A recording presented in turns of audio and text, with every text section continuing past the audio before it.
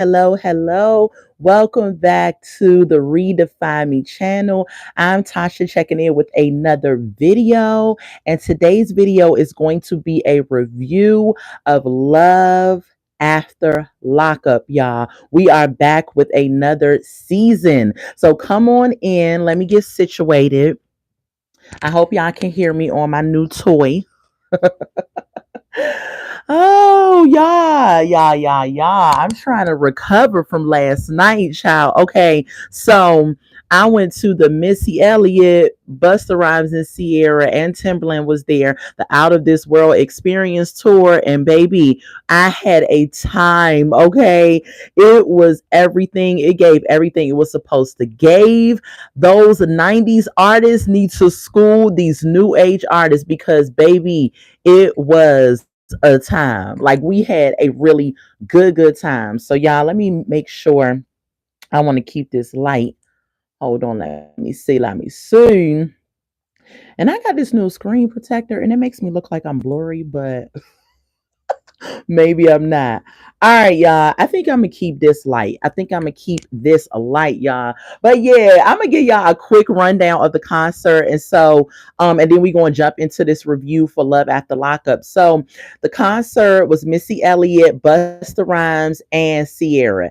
It was here at the State Farm Arena. They did it on Saturday and Sunday. So, me and my friends, we went on Sunday, and it was a stone cold groove. Okay, we had a really good time, y'all. My voice is not even the same as supposed to be, but we had a good time. We had great seats. We were able to see the stage really good. The tickets were only like $57, so that was really good too.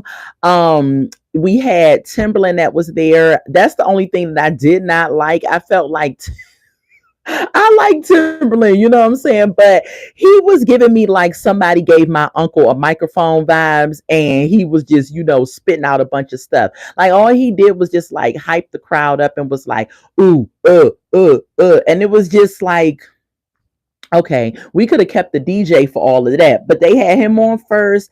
He did played a bunch of songs that he produced, and he was just kind of vibing to it or whatever, trying to get the crowd hype, I guess. I don't know. Then we had Busta Rhymes that came out. He did a good job. He looks great. Like I don't know what it is, but the older the melanin folk get, we look great. Most of us anyway. And so Busta Rhymes did a good job. He came out with his friend and hype man. I can't remember his name, but Busta Rhymes was amazing. I feel like he could have gave us a little bit more, but he was still good. He was able to control his breath control. At his age, he was still spitting out them raps. And I was just like, man, couldn't have been me because I would have been out of breath. Then we get to Sierra.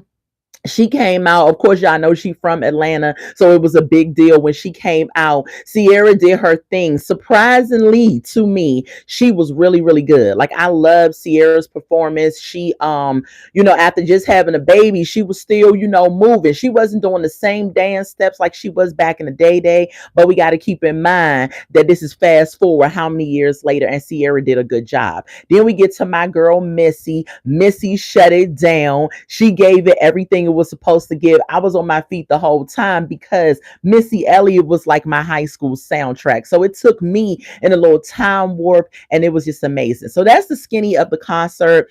It was super cool. It was super dope. There was some people that was sitting behind us that was getting on my nerves. A bunch of kids of the Caucasian persuasion. And I was just like, this is why we don't invite y'all to the cookouts. Act right. Shoot, y'all gonna make me miss my 90s artists. Act right. And I don't know what was going on with them. They was just walking, and then at some point they got into an argument, and it was about to be a fight behind us. And me and my friends are looking like, child, listen, I know we ain't spent the hundreds of dollars that some people spent, but we still paid our money to have a good time. But anyway, we didn't let them stop us. Finally they settled down once Missy came on, and we had a good time. Okay, so that was a skinny of the concert that I went to last night, y'all, and I'm still trying to recover from it. Like we was partying.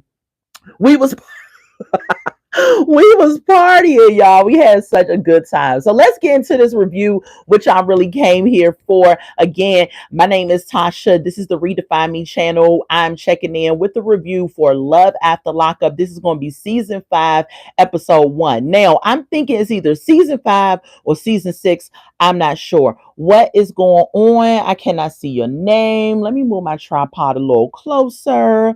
Choirful? Is it chlorophyll?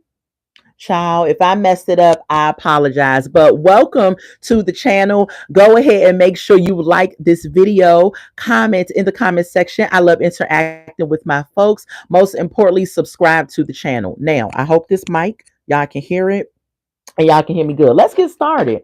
All right, y'all. So if y'all don't know what this show is, if it's your first time watching one of my reviews of this show, I do review the show. And the show is about people on the outside world that end up meeting someone that is locked up and they build a relationship with the person. Some of them come out, they continue to date. Some of them come out, they get married, the whole nine. So it's almost like one of them pen pal situations, and the people end up saying, I think I like this person. This is my soulmate. So I'm going to go ahead and deal with this person that is locked up. And then we go through their life and see what happens and everything for, I think it's about maybe 10 episodes, whatever it is. But I review it. I love the show. And so I'm about to give y'all what I got from the show, my notes from it. This show comes on Friday nights at 9 p.m. on We TV. Now, if you don't have We TV, you can wait a couple of hours later and they will upload it to YouTube, or you can wait the next day and they will upload it to YouTube as well. And yeah, let's get into it. So the first couple we're gonna get into, y'all, and I take notes. So if y'all hear the pages turning, that's why. Hold on, let me get to it. Okay, the first couple we're gonna get to is Shantae and True. So y'all remember we had Shantae and True. Hold on, y'all. 1 second. This tripod is acting up. So y'all remember we had Shantae and True. They were on the last season of, they were on the season of Love during Lockup. So this particular franchise has 3 segments of it. It has Love during Lockup when they're in jail, Love after Lockup when they get out, and then Life after Lockup when they've been out for some time and then they're showing they're living their life. So this is Love after Lockup. So we get to Shantae and True, and they were on Love during Lockup. So now they're on Love after Lockup. Okay. And so we see True on this episode is getting out of jail. So Shantae is getting ready to go get him. She's like, I'm nervous. Keep in mind, he's been in jail for 13 years. The whole time, she has never seen True. She's never seen him, but she has spent about 40K on True, putting money on his books, sending them stuff, all types of things. And then keep in mind, True has never dated an African American woman. Shantae is the first African American woman that he has dated. Okay, so that's the background on them. Okay, so they get into how she met True. What's up, Shadow Light Christian? Absolutely, I am. So let's get into my notes that I have from the show, right? So we get into how she met True. She lets us know that she met True through her stepbrother. Okay, so her stepbrother was locked up with True, and that's how she met him, right? They have been engaged now for a year and 9 months. Okay, so a year and 9 months they have been engaged. True then says that he has talked to, since he's been locked up, 60 females. Y'all heard me right. True has talked to 60 females since he has been in jail. Okay. Now keep in mind, he's been in there for 13 years. Okay. He done talked to 60 females, right? So we already know that he has been running his game, trying to see who gonna bite out of them 60. He finally got one that bit, and her name is Shantae. So now Shantae is getting ready. She is driving to go pick up True because he's getting out. This is the day he's getting out, right? So she arrives. Um, hold on, y'all. Okay, so she arrives. She is not the only one that's going to be there picking up True. His sister also decided to show up as well with her children. They got balloons. Now, Shantae blew up a 13 that symbolizes 13 years of him being locked up. Hold on, y'all.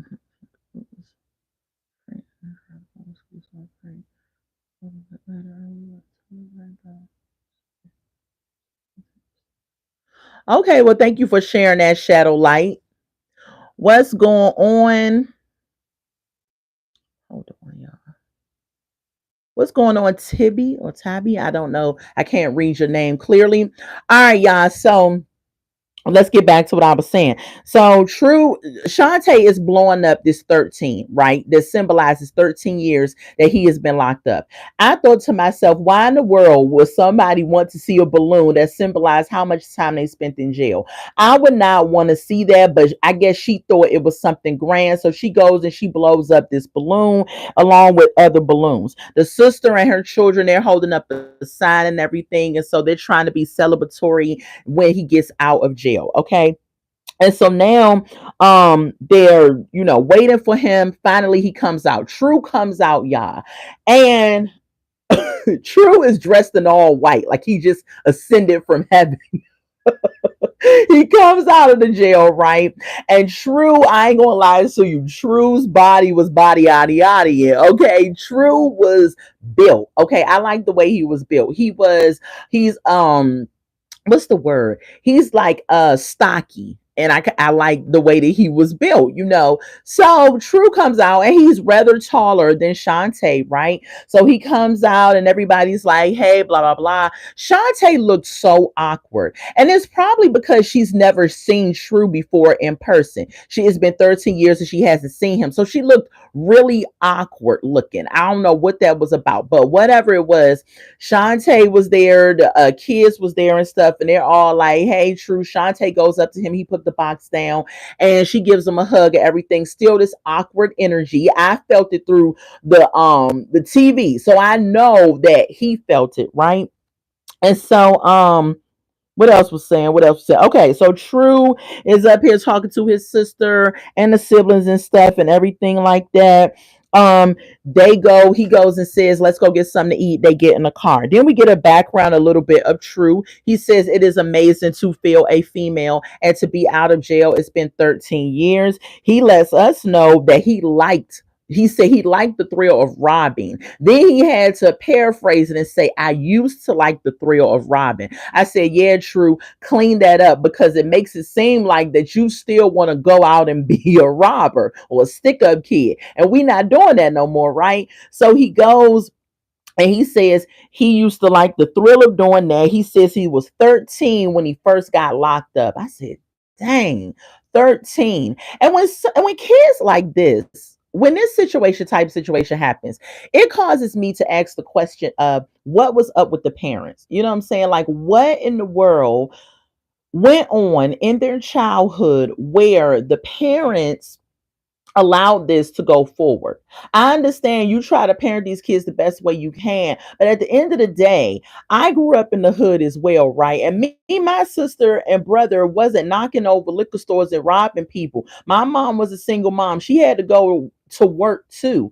And we wasn't out here wilding and acting crazy to the degree where we got arrested and all this other stuff happened. So when people want to say, oh, they grew up in the hood, oh, it was a single parent, oh, the parent had to work. I do get that. But at the same time, it also depends on how the parent is parenting the child. So, however, True said that that's what happened to him. He was 13 when he started getting in trouble. He said he got arrested when he was 19 years old, right? And he said what happened was he was robbing somebody, and I guess the getaway driver was supposed to be in a certain location, right? And so they wasn't in the location. So because they were not in the proper location, True ended up getting arrested by the police. He ended up being sentenced to 19 years in jail, and this is where it comes in that he's locked up. So he only did 13 of those 19 years in jail. He blamed it on the robber. No, sir. Let's blame it on the fact that you actually went and robbed somebody and had a continuous record of robbing people. That's why you got locked up that long. The police was probably saying we can't wait until he turns 18 and then we can treat him like an adult. So this man has been in jail since 19 years old, and now fast forward, he's out 13 years later. So what is he, 29, 30, 33, 32? So you have to keep in mind that Shantae is going to have a long road ahead of her because he, in his mind, he went in at 19 and he's still operating at 19. He hasn't had life experiences that has caused him to be in the body of a 32 or 33-year-old man. But we gonna see what happens because that's all that they showed us with them. Because when they got True, they rolled off. True was saying, in their confessionals, even when they were side by side, Shantae still looked uncomfortable. True was saying he want to go get something to eat. He want to have some sex. All the stuff they want to do when they get out of jail. And Shantae was just like, yeah, I'm awkward. I'm shy, blah blah blah. And I'm just kind of like, this looks weird. But we gonna see what happens. Okay. All right, y'all, let's move on to the next couple. The next couple is Letitia and Keith. Y'all already know I don't see it for Letitia. I do not really like Letitia. I think Letitia priorities are all messed up and she's a bird. She is a bird. I've said that before. I don't care for her. And she proved me right this episode. So we open up. She's getting the kids ready for school. She getting them ready to drop them off at school. She getting ready in the bathroom. And her daughter says out of nowhere that she looked plastic. And I was just like, what in the world? Why would the little girl say that? But she just said, you look plastic. And Letitia was like, girl, bye, let's go on and get in the car. So she dropped the kids off at school. I just thought that was funny. She dropped the kids off at school. Then we see her pulling up to her tax preparation business. Because y'all know the last time she was on the show, after she got off the show, it was a lot of things that came out about her not really being a tax preparer. And if she was a tax preparer, she had all this trouble going on with it and everything. So I don't know if she cleaned up her business and she got it back on track, but she pulls up to her tax prep business, right? Okay. She pulling up to the business. When she get in her office, Keith calls her. Okay. So Keith tells her on the phone that there is some loophole in the judicial system and he is going to get an immediate early release. As soon as he said this, she goes and she starts yelling through the office. Now, this is her business, right? This is why I say she's a hood rat, she's a bird. Okay. She starts yelling through her office, my man coming home, my man coming home. Oh my goodness. She's telling all her co-workers and everything. And I'm looking at the TV like, girl, don't nobody care about your convicted felon husband coming home. That's what I would have thought if I was working there, right? So we get the background of her. She starts talking about she's so excited he's coming home because it has been 4 to 5 years since she has had sex. What y'all think? I don't believe it. I do not believe that this lady has been celibate for 4 to 5 years. Now, I'm not saying that women can't and that women have not, but I don't believe Letitia has been absolutely faithful for 4 to 5 years while she hasn't had sex, right? Because he's been in jail, I believe, a little longer than that. So I don't know what's going on there. We're going to see about that. But she says she has not been intimate, had sex for 4 to 5 years. And I'm like, yeah, okay. I didn't know what was up with her hair. Her wig or whatever she had on was given. I just threw it on in the car and I didn't do it right because it was two pieces that was up here that was shooting out to the side and she didn't lay it down. Like, I don't know if that was her hair. Because when you do, okay, if you don't know, when you do lace fronts, and I believe not lace fronts, when you do sew-ins, and I think or glueless or glue-in weaves, and I think that's what she had on. Your hair has to be blended in with the weave. So I'm thinking her hair was short. That's what was shooting up on the side, and it wasn't blended in with her lace front. So I'm thinking that's what was going on. But it was crazy. Nobody even told her nothing. Not her co-workers, not the production. They didn't say cut, let's lay your hair down or nothing. It just looked a whole hot mess. But anyway, I didn't I didn't like it. Letitia then reveals to us that her and Keith have 7 kids between the two of them. I said, goodness gracious. And she wants to have another child. She said that she knows when he gets out, she gonna end up getting pregnant. And I'm like, child, y'all got 7 kids. He's a felon, so he can't do no work right for a little bit till he get out. And you got this business that I'm not even sure how much money that's bringing in. I was like, child, couldn't have been me. That's going to be a whole hot mess, but we shall see. Okay. Now, the first episode of all these shows, they're kind of just giving the background of the people. They're kind of letting us know who they are and things like that. But as the season go on, y'all will get more of an in-depth review of the people. Okay, so that kind of is what happens on the first episodes. And if I look down again, like I said, I'm taking notes. I take notes on every episode. So Letitia gets home and she's so excited. She gets home and she goes and she tells Aunt Marcia. So y'all remember Aunt Marcia is Keith's aunt and she helps with watching the kids and things like that. But she's not the auntie that y'all would think, right? Because when we see Aunt Marcia looks my age in my opinion. And so, but Aunt Marcia is there. She's watching the kids and Tisha goes in there and she's all excited and telling them that Keith is going to be coming home any day now and woo woo woo. The youngest child is excited. Aunt Marcia is excited, but then we get to her oldest child, Nerea. And y'all know Nerea is just, she don't see it for Keith. Nerea feels like why Keith can't go live somewhere else until he gains our trust. And I agree with Nerea. I don't know why it is that the kids on these daggone shows have more sense than the parents. In my opinion, I feel like that's what should happen. But Letitia already married him, so because she don't care nothing about what her kids think. She already married him. He's going to be coming to their house. And Letitia is like just like she just gonna have to deal with it because that's my man, my man, my man. And I don't understand that. When you become a mother, you put your children first, especially when you're a single mother and you are now dating and everything like that. You cannot put this man before your children. But Letitia don't care nothing about her kids. That's why the man is coming in the house and going to be staying with them. So let's move on. Keith then calls once she tells them the news and everything, and she's like, we're all excited because she pulls the girls to the side. She starts talking to them about everything that's going on. The little one is excited, and Naraya is sitting back on the couch, like, baby, I could have had a V8. I don't care about no Keith getting out. So when Keith called, she's up here saying, oh, we're all excited, blah, blah, blah. And she's like, tell him congratulations, Naraya. And Naraya's like, congratulations.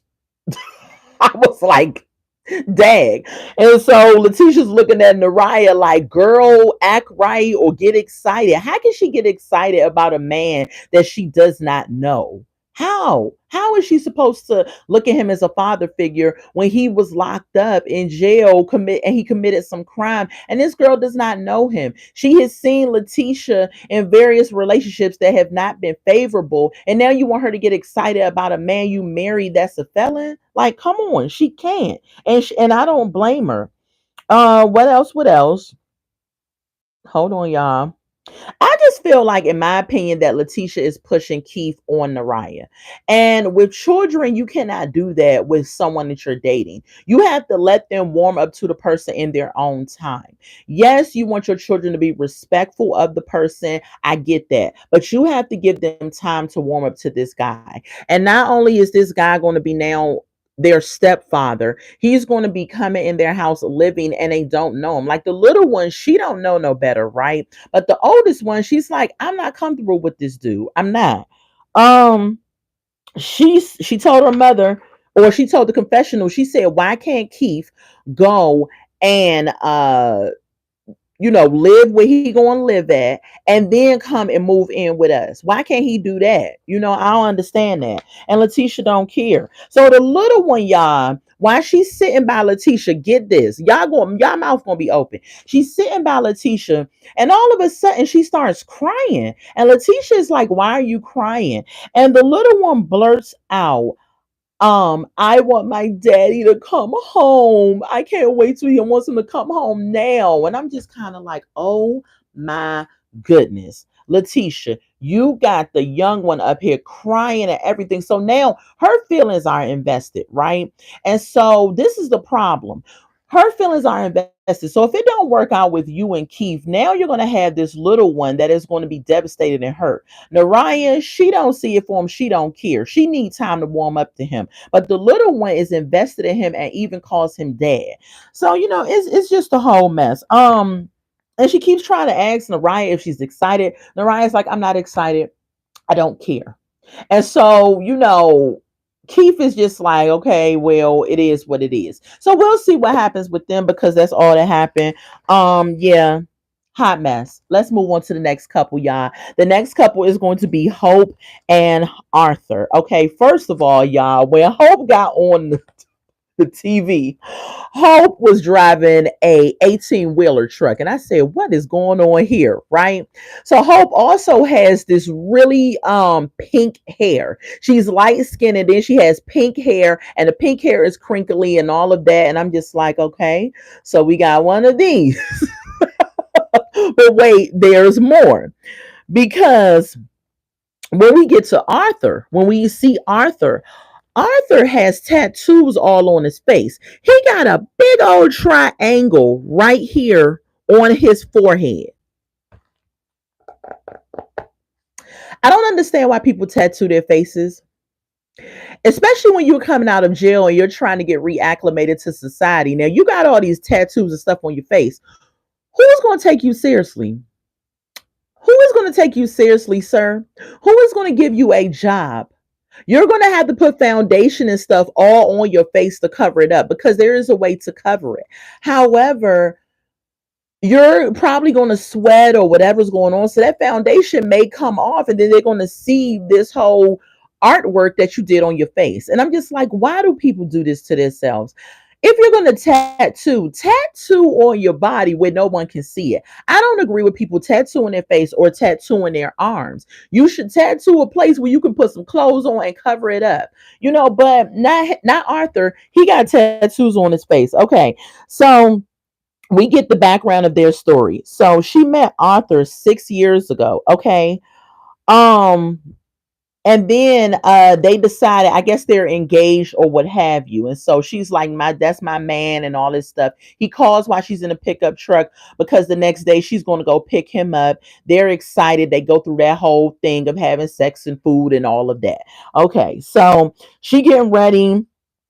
Hold on. She getting ready to go pick up Arthur, right? So it's the next day of picking him up, but she's running late, right? So she's up here trying to get her hair together, get herself dressed, things like that. The jail then called her. Now, I have never seen this. I have been watching this show since the beginning, okay? Since it came out. I have never seen the jail call someone and say, "Hey, are you still coming to pick up your dude? And what time you coming to pick him up? What's your ETA?" I was like, I've never seen that happen before, but we live in a new generation, so maybe it is, a thing.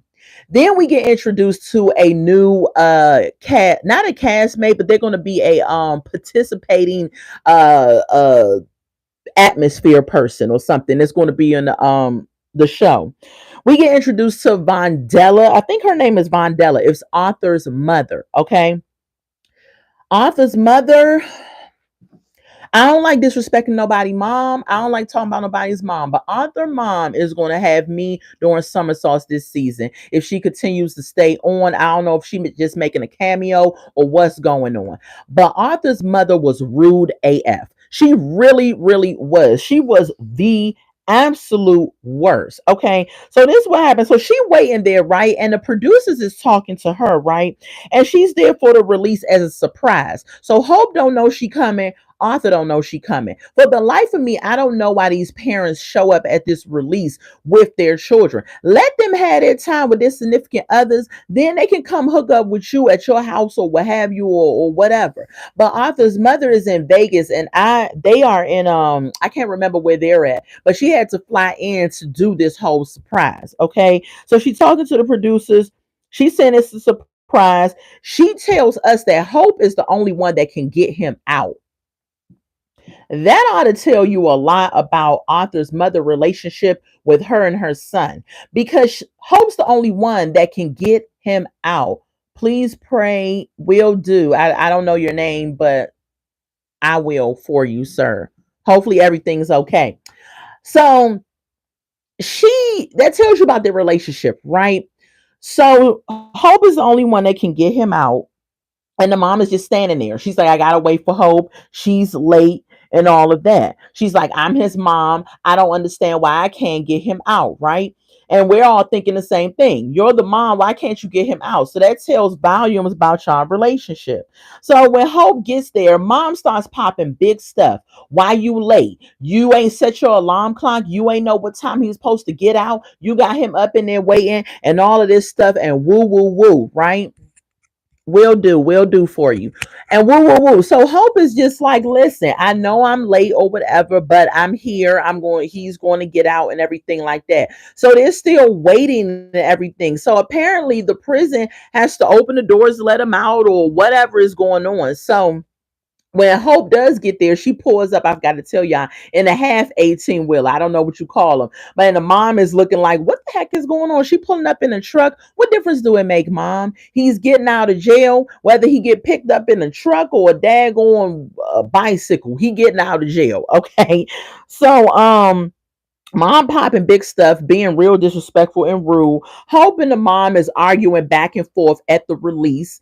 Because the mom is up here saying, don't act like I ain't do nothing for him. Hope is like, well, where have you been? I've been the one putting money on his books and all of this and that. And they just going back and forth shooting rap battles and everything like that. Okay, so Hope said her and Arthur hold on, y'all. Okay. So the mom is up here like, um, apparently Arthur has told the mom something about Hope, right? And so Hope says that the mom is popping off and feeling this type of way about her because Hope has been having sexual relations with other dudes while Arthur has been locked up. Okay. She said her and Arthur agreed that she would be able to have sex with other people while he was locked up. Then we get Arthur. He says that once he found out it was like, I guess, a plethora of men or it was going on for a period of time, Arthur didn't like that, right? And so I'm just like, listen, don't agree to something like that if you were not going to be okay with the person having sex while you're locked up. So the mom is up here telling her about, their relationship and she don't trust her and he need to come home to Vegas with her and woo woo woo. I'm thinking to myself, mom, mind your business, stay out of their relationship. But most of the time, what's up, Ace of Spades? How you doing? Welcome to the live. Most of the time, especially boy moms. Boy moms love to get into their relationship in their businesses. And let me tell you something. Attention, boy moms. Okay. Um, no, I'm not. I can't read your name because it's in a different language.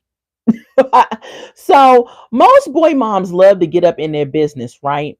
And they always love to just be involved. And it's like, boy moms, attention, boy moms, stop it, because you're all up in your son's business. Then when you leave the earth, now he ain't got nobody because no woman wants to be bothered with him, or because you ran off the good women in his life. Let him live his life. He's an adult. Like, cut it out, okay? Um, if you follow me, you know my occupation. That's all I'm gonna say. So the mom need to mind her business, in my opinion, and get out of the relationship. And she is very rude. And we're gonna see how that relationship turns up as the season goes on. Moving on to the next couple, y'all. Thank y'all for joining me. Make sure y'all smash that like button. And most importantly, you subscribe to the Redefine Me channel. We have a good time over here. Okay. So let's get to the next couple, y'all. We are 3 couples in. And on this episode, they had 5 couples total. Let's get to Kim and Joey. Yeah, this couple is quite interesting. They are going to give us a time this season. Okay. So we get to Kim. Kim is on the camera. She's outside loading up a vehicle. She's talking to her dad. That's how it opens up. Kim lets us know that she has never been single for more than 2 weeks. So, hold on, y'all. I'll be trying to. Hold on, y'all. Okay, KKK. And move. All right, y'all. Get this up out of here. Because we be having some people, child, to come up in here and just be doing the most, and I ain't got time. Okay. I ain't got time. I ain't got time. I ain't got no time. So Kim and Joey. So Kim says she's never been single for more than 2 weeks. So we already know what type of female she is. She's from a small town there in Eden, North Carolina. So in this town, she likes to get around. And I'm like, how in the world you gonna be from a small town and has been dating all of the town natives, Kim? I do not understand that. Don't you got to move on to a different town at a certain point in small towns? I don't get it. But anyway, so Kim is talking to her dad, grew up in a small town. She then lets us know that she has been married twice. So she's been married, count them twice, 2 times. She said the first time she got married, it lasted 2 years. Okay. Marriage lasted 2 years, then it was a wrap.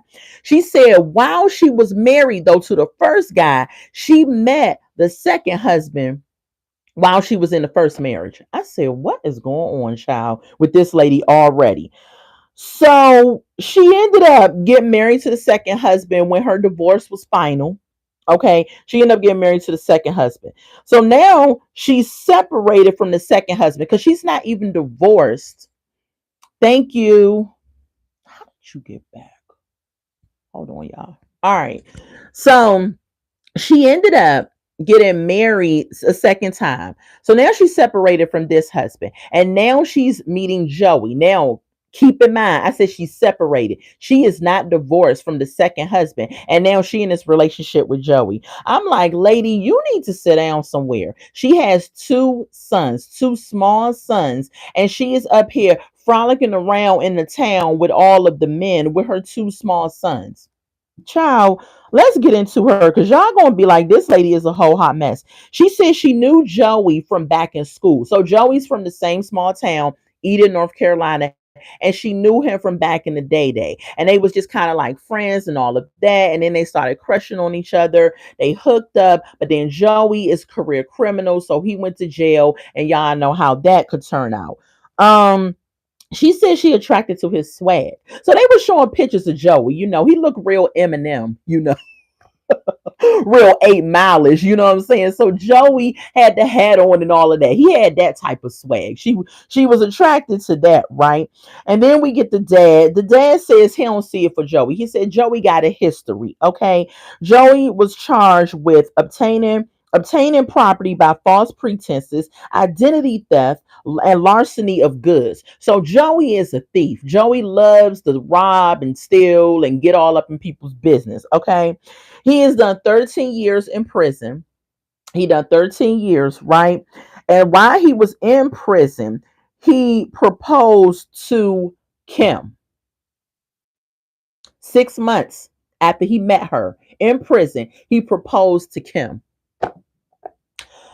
You know, Kim was still married when he proposed to her. And I'm just thinking to myself, what is going on? You have 2 small sons, and you up here getting proposed to by a felon that cannot stop stealing. And everybody know him in the town as the town thief. And you up here accepting the proposal and you still married. She ain't signed one paper. And she up here accepting this man proposal. Just freaking crazy. So the dad then chimes in. They go back to them, and the dad is saying, I don't like him, and I believe that he stole my bike. So apparently the dad had a bike in the garage back in the day. He don't have proof that Joey did it, but everybody knows him as the town thief. So the dad believes that Joey did in fact steal the bike. And she says, Dad, well, I can't prove that he did it. So, we got to kind of drop this subject. And the dad was like, yeah, all right, whatever. But the dad spent a lot of money to get that bike back and get it restored and all that other stuff. So she says, just when the dad is talking, Joey calls. So she goes off and sits on the porch to talk to Joey. She says she spends $200 a week in phone calls on Joey alone. And she says in total, she has spent $15,000. This is a mom of 2 young boys, and she has spent $15,000 on this convict that can't stop stealing. And she's still married. Like, she got a whole bunch going on. I said, girl, you could have put that 15,000 into a college fund for your babies. You could have did something else with that money. But what do? You go and spend it on a felon. Oh, okay. Let's continue on with her. As y'all know, I take notes. That's why I'm looking down. Um, she said she says that Joey has an addiction problem, y'all. And I don't know if he's got the proper help since he's been locked up. But Joey says his drug of choice is opioids. So he said he's been on opioids for half a century. So not only is he a felon that steals and robs and the town thief, he's also addicted to opioids. And we don't even know if he's clean because y'all already know in jail they end up getting drugs and all type of stuff that they need if they need it. So just because you go to jail doesn't mean that you get clean. Okay. And so we don't even know if he's clean. She then tells us that they plan on getting married 6 months after he gets out. So 6 months after he get out, they plan on getting married. So she says at the third month, though, her divorce should be final. So she says at 3 months, the divorce should be final. Then in 3 more months, they plan on getting married. Okay. She's a whole hot mess, like I said. What else with them? So then we cut over to Kim. One of her friends was watching her children. We meet her friend. Looks like don't throw tomatoes. It's a man woman friend. I'm just going to say. So the lady or the man, listen, it's a lady, but it's one of them women that look like a man. Okay. So she goes and picks up her kids from the man woman house, right? And so the friend is just talking to her, of course, about Joey and if it's a good idea to be with him and be in a relationship with him and all of that. Okay, her kids' ages, her boys, she has two boys. They are 3 and 5 years old. When I say small kids, she has small kids. Okay. So the friend is up here cutting the confessionals and saying she don't think it's a good idea for her to be with Joey. She has these small kids and all of that. All the concerns that the people have in the beginning. That is what her friend has. Okay. Um. Okay. Kim then says to her friend, I love Joey because I haven't felt love in 7 years. And she does a little tear, in her confessional as if I'm supposed to believe that. What you mean you ain't felt love in 7 years? You've been married twice, and every time you get married, you don't even wait for the divorce to end before you go and get another man. But I'm guessing, that's not really love. But in her opinion, she says she hasn't felt love in 7 years until she got with Joey. So now all of a sudden she feels this love. I'm just like, girl, get out of here. Right. So then we pan over to her getting at home with the kids. So she getting the kids ready for bed. The oldest one seems to be like the 5-year-old. He seems to be a little calm. But baby, the 3-year-old is turned up, hype up. I don't know if her friend gave him some type of chocolate or candy or what, but this boy is bouncing up and down, screaming and everything. He made my uterus cry. That little boy, I was like, oh, child, gosh. He was so hype, and Kim was trying to put them in the bed, right? And it just wasn't happening. So then Joey calls because she was about to tell them a bedtime story. So Joey calls and he hears all the noise in the background and everything. And Kim is like, y'all want to hear a bedtime story? So all of a sudden, Joey starts telling them a story from prison. He starts telling them a bedtime story. Child, he was talking about himself and a friend and all of this. I'm like, Joey, are you about to tell them some type of jail story or what we about to hear? So Joey up and tell him a bedtime story. I said, child, this is a whole hot mess. So then we fast forward the next day. Kim is getting ready to go pick up Joey, right? So she said she rented this cabin and stuff for them to spend their first night together and woo woo woo. So who's going to watch the kids? We get another co-participant of the show, which is Joey's mom. In enters Tammy. So Tammy comes in and she says her and Tammy has built this great relationship for the past 3 years. Tammy has been in the kids' life since the little baby, the youngest one, was 2 weeks old. So she, her and Tammy has this great relationship and everything. So Tammy's going to watch the kids while her and Joey go get their freak on for a night. Okay. The mom comes in and we get the mom in her confessional, and she says that Joey started getting in trouble when he was 14 years old. The mom says she prayed. This part threw me off. This part threw me off. She says she prayed that Joey would meet a Christian woman. She prayed, and her prayers has been answered. And I'm thinking to myself, what Christian woman, Willis? Who is the Christian woman? Are you talking about Kim over here? Miss, I don't wait till I get a divorce to meet a new man. That Christian woman. Oh, okay. Two-time divorcee. That Christian one. Oh, okay. Okay, mom. I see what you're saying. So the mom thinks that she a Christian woman because she done went to church with her one time. And I'm like, wow, that is crazy. That this generation hangs Christianity on going to church one time, and that means you in it. Child, whatever. So Joey, hold on. So Kim is on the way to pick up Joey. She leaves the kids. She's in the car. She's driving. She gets a call from Joey on the phone. And Joey says that somebody called him. Now, somebody called Joey in jail, right? This is what I saw. Maybe I missed something. And told him that Kim out here in these streets dealing with somebody else. And when Joey asked who it was, they said it's your fairy godmother. So they wouldn't relay who it was that called, right? So then Joey says, well, I'm going to find out about this. So he calls Kim while she in the car going to go get him. And he says, are you out here basically screwing somebody else? And then it cuts, I guess we'll find out next episode, which is next Friday, because they were the last couple that ended the show. But we shall see what happens with them.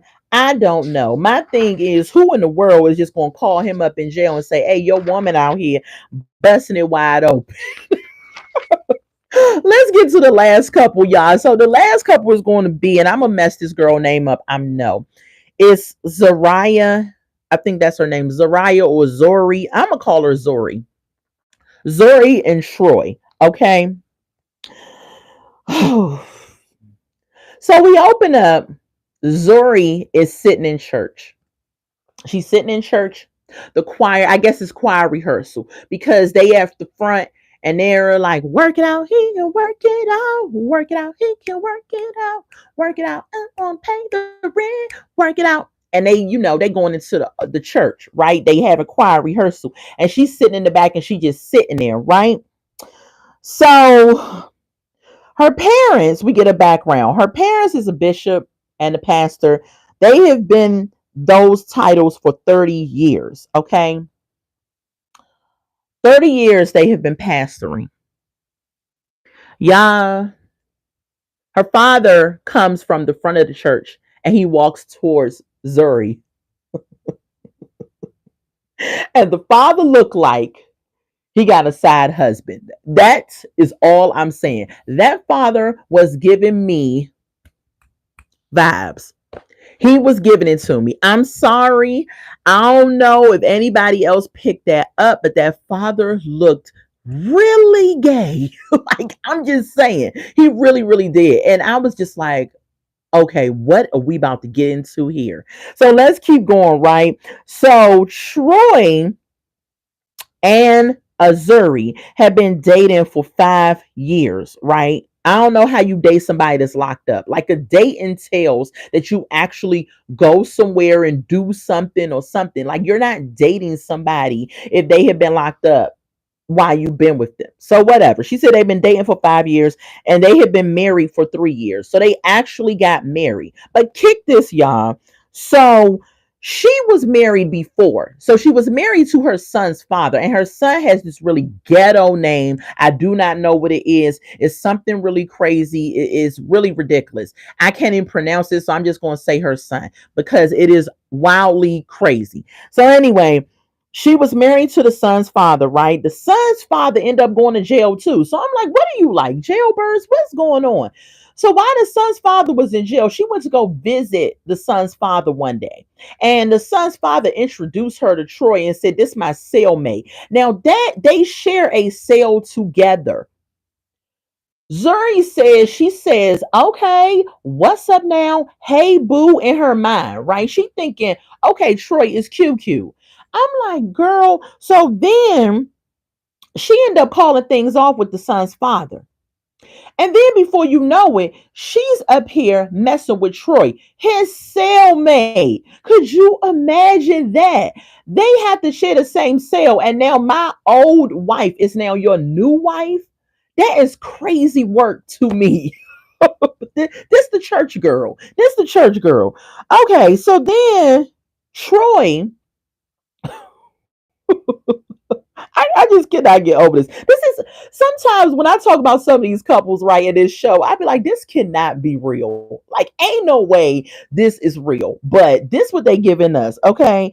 So Troy is in jail, y'all, for possession of a weapon, first degree robbery, burglary, and grand larceny. He got a rap sheet. He in jail for a couple of things. Okay. And so then her mom walks back there where she's sitting at, and her mom sits down, got the whole Erica Badu rap going on, you know. And the mom sit down and she talking to her, right? And then while she talking to the mom, Troy calls on the phone. So she answers it and puts it on speakerphone in the church. Excuse me, why you did not go outside the church and take the call from your husband that's in jail? Because if I was in the choir and she put that phone on speaker, I'd have been like this. Is that her convict husband? I would have been listening in on that phone call. Bump that. You can say what you want. And I already know all the people that was up there in the church. First of all, the cameras was in the church. So you know that something's going on. And they was probably up there like, ooh, child, this is T.E. the pastor's daughter out here slinging it with felons. Okay. But anyway, she answered the phone. She put it on speakerphone. Child, when she put it on speakerphone, Troy's like, "What's up, boo?" And he started talking about what he gonna do to her when he get out. Ma'am, excuse me, you are in church. Go outside. You just gonna start talking about sex in the pew? I said, "Girl, what is going on?" So the mom is still sitting there. Not only are you talking about sex in the church, but you talking about sex in front of your mom. What? So she hang up the phone with him because she said she talking to her mom. She'll have to talk to him later. She hang up the phone with him, and then the mom is well before she hung up the phone with him, the mom is like, "Hey Troy, we can't wait for you to come out and preach your first sermon." What's going to be the title of the sermon? What's the title? Is it going to be how to drop the soap and not get assaulted and pick it up and be good? Or is the title going to be how to cook a pack of ramen, how God supplied the boiling water for the pack of ramen noodles? Or is it going to be how to get your cellmates, how to get your cellmates woman without it being a fight? How God provided for that. Like, what is the sermon going to be? You know, because I'm trying to figure out. This man is no way fit, no shape, form, or fashion to stand before a congregation and give a sermon. You can give a testimony how you was doing wrong. You had to go pay for your sins, and then you came out and you're looking forward to God making you over again. That's the only thing you can about do. But go and preach to somebody. What you gonna preach about, Troy? I said, if the mama don't sit down, maybe the wrap was too tight on her head or something like that. You know, she just tripping out. So, she telling Troy, wait a minute. So the mom, Troy is laughing at what the mom says. He's like, ha ha ha, you know, because in his mind, he's like, I ain't preaching no sermon. I ain't even about to go to church. Because the mom goes and leave and they still talking on the phone.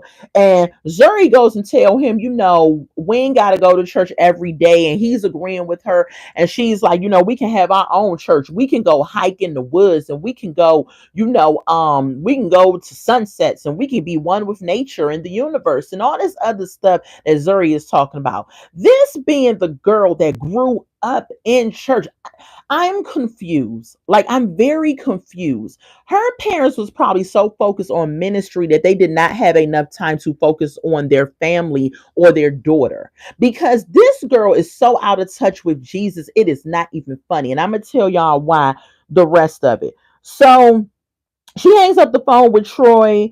Troy talking about he he got people that he needs to make up lost time with. I don't know what that means. In my opinion, I'm thinking Troy got some women out here that he needs to go holler at when he get out. I'm like, Lord, this is going to be a problem. Okay. Then we find out that Troy has adopted her son. Y'all heard me right. He's adopted her son. Why? I know that they're married. I get that. But he's still a felon. I don't care. I'm not going to let you adopt my son until you prove yourself to me. Ciao. Anyway, let's keep going.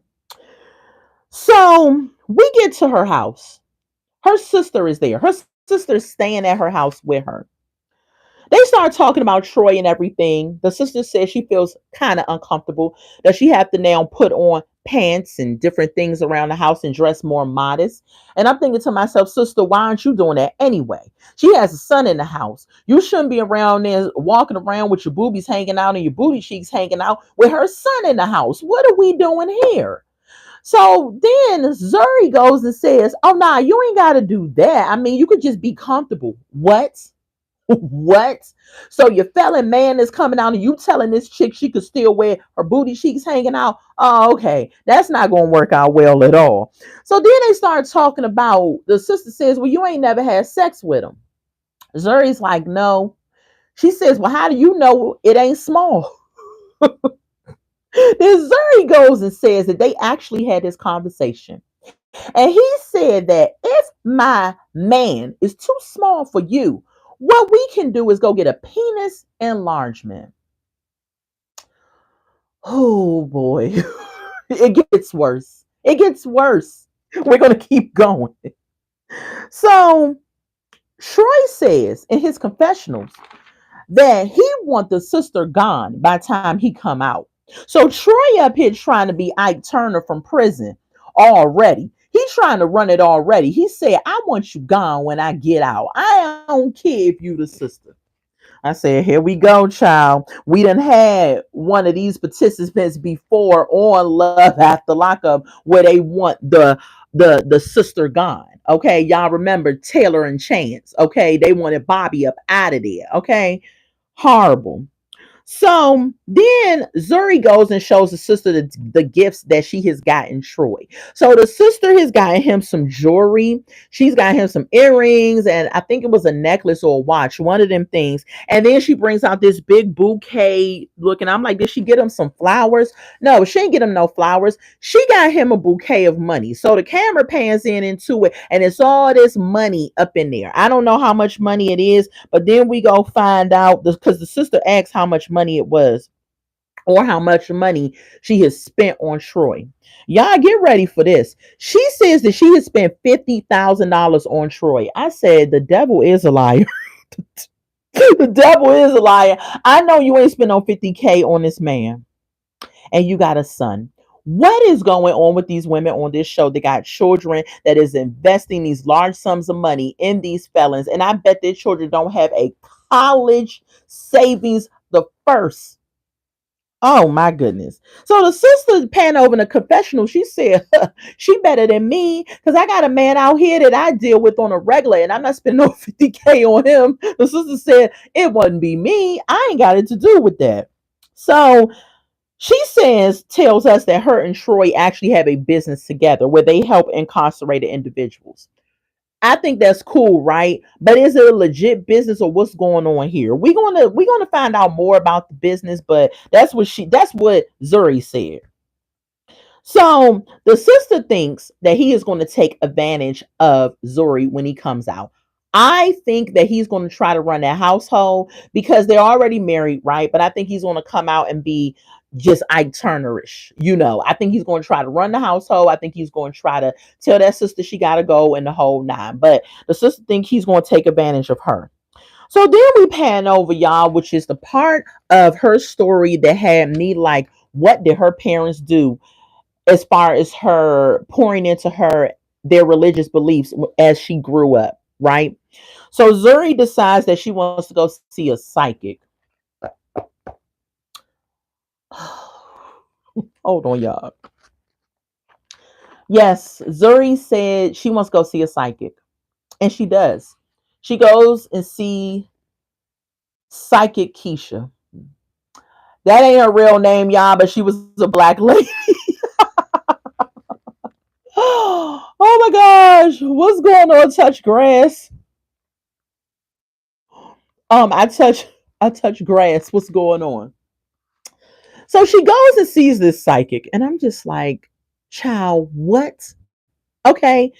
So the psychic has tarot cards in her hand, and she is asking the psychic these questions. And she's wanting to know about their relationship.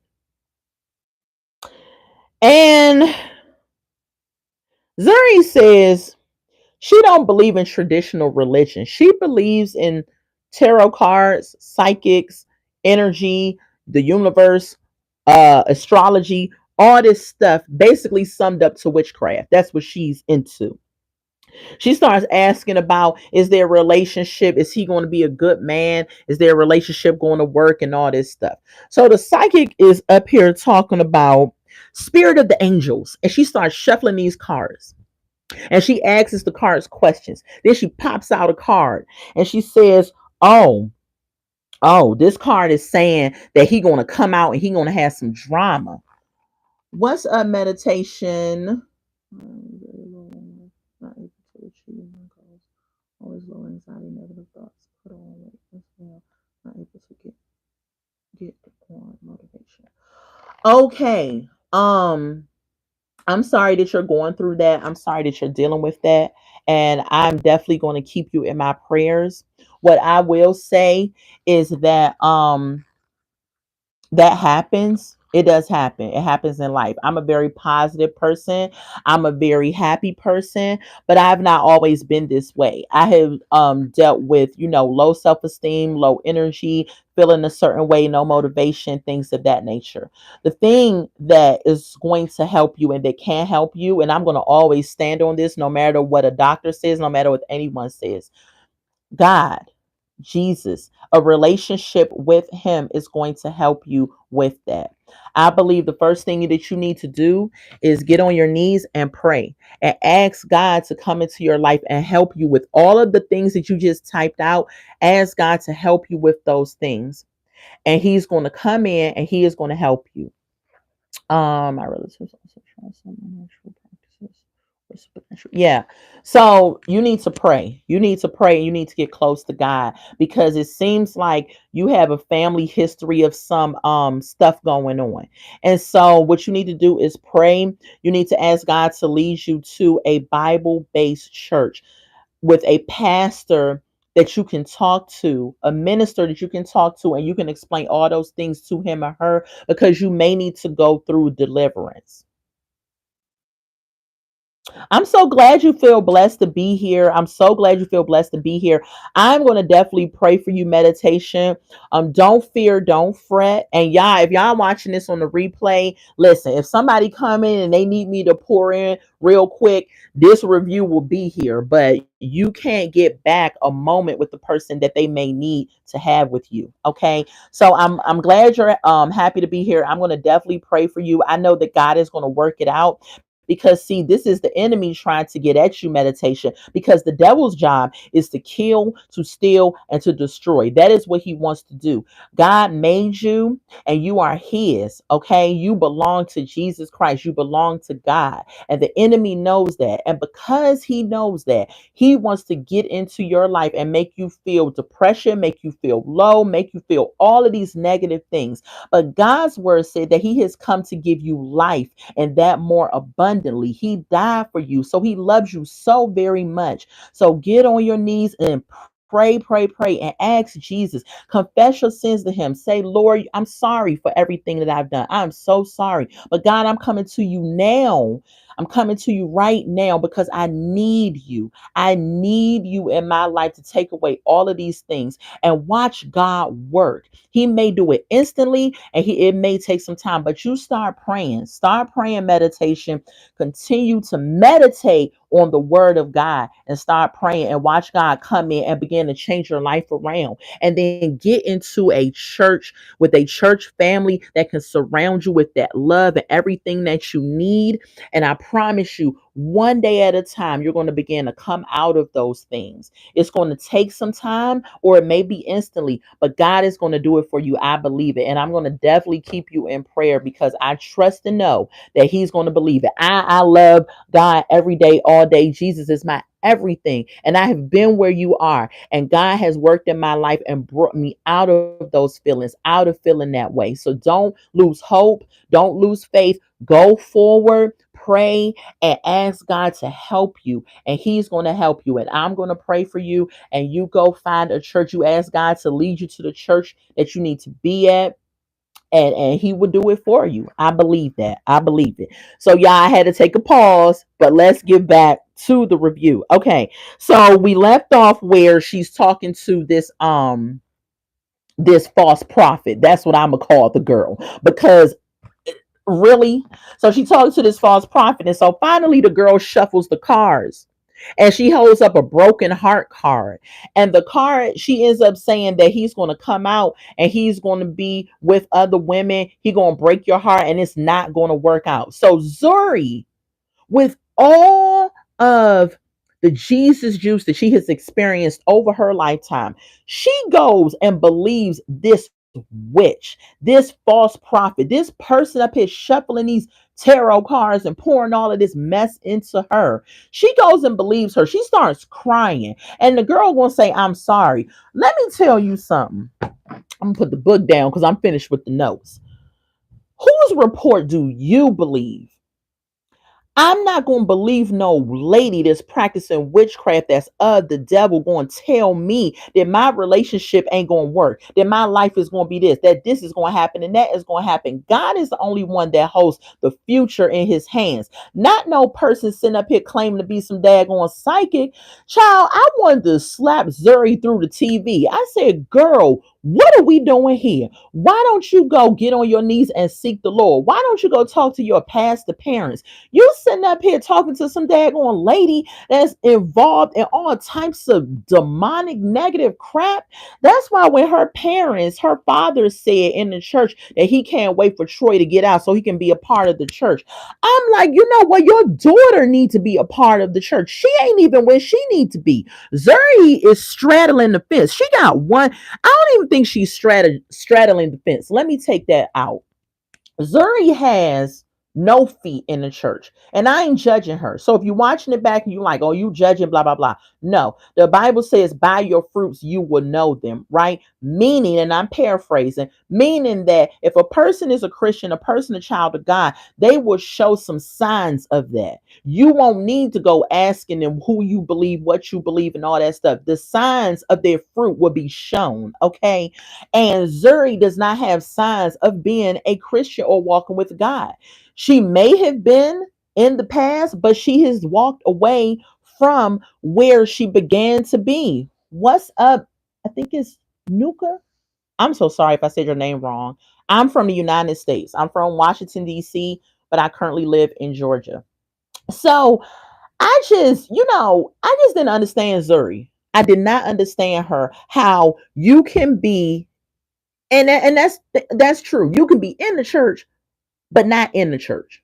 You going to church don't make you a Christian. Going to church don't mean that you and God like this. There are devils that go to church all the time. So I just, it shocked me to see how far this lady has gone away from Christ. But I'm not shocked because of the generation that we're living in. But at the same time, I'm like, how is it that you have parents? You were a PK kid, and you still are because your parents are still in ministry. And so that just means to me that the parents spent too much time in the church and didn't spend enough time with their child, teaching her the Bible, teaching her that Jesus loves her, being there for her, and being an example. This is just what I'm seeing from what they showed me and from where she is at. So we gonna see what's gonna happen with Zuri and Troy. But from what I saw on this episode, this woman is far from Christ. And I ain't saying she ain't saved, right? But I'm just saying she is far, far, far from Christ. And it is very troubling to see. Very troubling to see. But we gonna see what happens because um she's married to Troy. So I don't know. And it says I can relate to my mother in law practicing witchcraft on me to bring me in whatever situation she may try to put. Yeah. I'm so sorry that happened to you, meditation, but like I said, you do need to begin to pray. Do it every day. And prayers don't have to be some long drawn out situation, right? Prayers can simply be like, Lord, first, when you go on your knees and you pray, ask God to forgive you. Lord, I repent of my sins. Come into my heart and my life. Save me. Let me begin to walk with you. Deliver me from my past and what someone has placed on me, and help me to be a new creature. Help me to walk with you. Lead me in the right path and the direction. Like having a conversation. I talk to God all the time. And I talk just like I'm talking to y'all. It's no formality. You can pray while you're driving. You can pray while you're standing. You can pray whatever you're doing. There is no right or wrong way to get into prayer with God. It's about your heart, where your heart is at, and your mind is at, and you and God are connected, and that's all you need. But meditation, I'm gonna pray for you for real. And you really do just continue to pray, continue to talk to God, get on your knees, ask God to help you, and really be sincere, and God's gonna come in and do it for you. And really look wherever you're at for a Bible-based church. Really, really, really get in tune with God, because it seems like you're going through some type of spiritual warfare or spiritual situation right now, and God may be trying to get your attention. He may have used this live and put you on this live to get your attention. And yeah, he's trying to get your attention. So I believe that you should just get on your knees and continue to pray. Start praying daily and ask God to bring you to the proper church. Get involved in the church. Talk to the pastor. Let them know what you're going through, because you may have to go through a deliverance process as well. So it could be a lot going on there. But first steps first, go on your knees and repent and ask God to forgive you and save you. You are welcome. You are welcome. Make sure that y'all go ahead and like this video. Y'all comment in the comment sections. And most importantly, y'all subscribe to the channel. I do all types of content on this channel, y'all. If y'all like positivity, if y'all like reviews, product reviews, show reviews, all type of things that I do on my channel. My channel is here to impart some wisdom, some light, some comedy, some seriousness, some everything that you need in your life. But we're doing it in a way that's going to cause us to grow and move forward in life. This is the channel for you, because that is the end of my review. So I do this every Sunday actually. I'm on today because I wasn't able to come on yesterday because I went to a concert yesterday. So I had to do it today. But I'm glad I did it today because I was able to meet you, meditation, and able to impart some positivity and some wisdom into what your next step should be in your spiritual walk with God, with Christ. So I normally do this on Sundays at 5 p.m. I will be live next Sunday at 5 p.m. as well, doing the next review for this show. If you like it, if you love it, go ahead, like, comment, and subscribe. I also am going to be live tomorrow at 7:35, where I will be doing the lunchtime language. Yeah, I know that is my hot topic, current events live. I come on, sound off about it. I let y'all sound off about it in the comments as well. Long as you keep it respectful, we all good. Okay. I post shorts as well. And yeah, I just do different things on my channel. And hopefully you all like it. You vibe with me. If you do, go ahead and subscribe. All right, y'all. I love y'all so much. I'm gonna get off of here because I'm about to go cook, y'all. I'm hungry. I think I'm making spaghetti tonight.